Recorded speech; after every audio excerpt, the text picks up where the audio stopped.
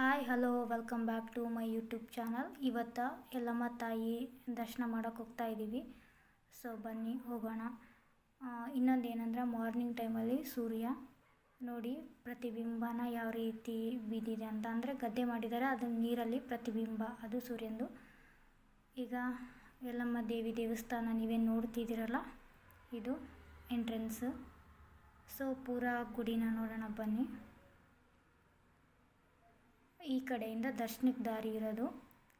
ಪ್ರತಿ ವರ್ಷದಂತೆ ಈ ವರ್ಷವೂ ಕೂಡ ನಾವು ಸೀರೆ ಏರಿಸುವ ಪದ್ಧತಿ ಇತ್ತು ನಮ್ಮ ಮನೆಯಲ್ಲಿ ಯಲ್ಲಮ್ಮ ದೇವಿಗೆ. ಸೊ ಅದಕ್ಕೋಸ್ಕರ ಬಂದಿದ್ವಿ.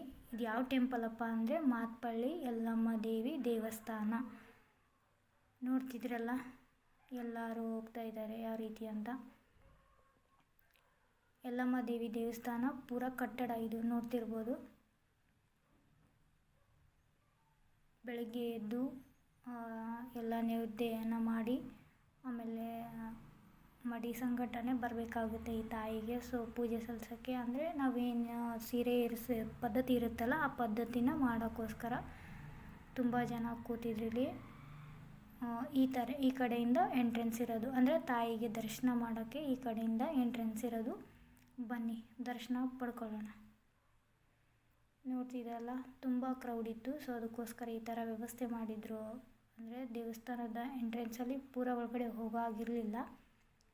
ಸೊ ನೋಡ್ತಿದ್ದೀರಲ್ಲ ಇವರೇ ಮಾತ್ಪಳ್ಳಿ ಯಲ್ಲಮ್ಮ ದೇವಿ. ಇದ್ರ ಪಕ್ಕದಲ್ಲಿನೇ ಯಲ್ಲಮ್ಮ ತಾಯಿ ಮಗನಾಗಿರ್ತಕ್ಕಂಥ ಶ್ರೀ ಪರಶುರಾಮ ಅವರ ಗರ್ಭಗುಡಿನೂ ಕೂಡ ಅವ್ರ ಪಕ್ಕದಲ್ಲಿನೇ ಇರೋದು. ಹೀಗೆ ನೀವೇನು ನೋಡ್ತಿದ್ದೀರಲ್ವ, ಇವರು ಪರಶುರಾಮ ಅಂತೇಳಿ ಯಲ್ಲಮ್ಮ ತಾಯಿಯ ಮಗ ಪರಶುರಾಮ.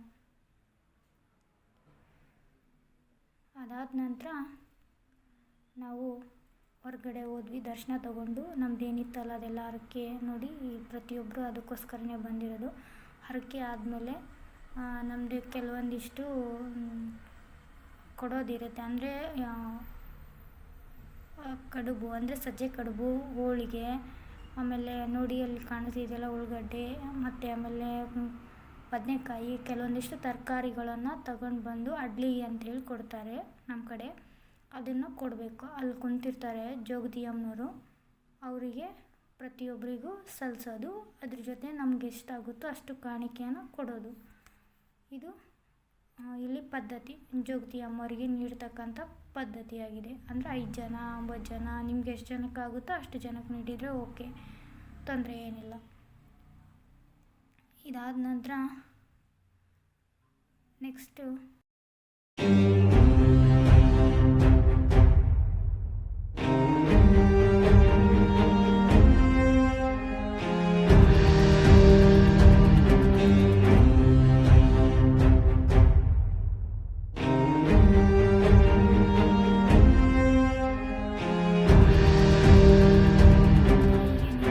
ಕೊಟ್ಟಾದಮೇಲೆ ಅಡ್ಲಿಗೂ ಕೊಟ್ಟಾದಮೇಲೆ ನಾವು ಎಲ್ಲರೂ ಊಟಕ್ಕೆ ಕೂತ್ವಿ.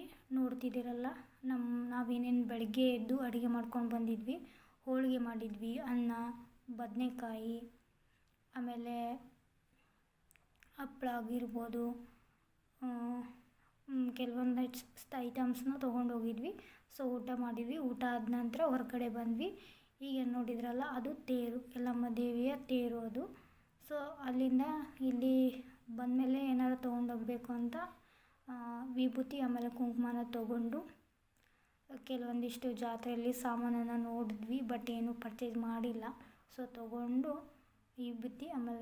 ವಿಭೂತಿ ಮತ್ತು ಕುಂಕುಮನ ತೊಗೊಂಡು ನೋಡ್ತಿದ್ದೀರಲ್ಲ. ನೆಕ್ಸ್ಟ್ ನಮ್ಮ ಪಯಣ ನಮ್ಮೂರಿಗೆ.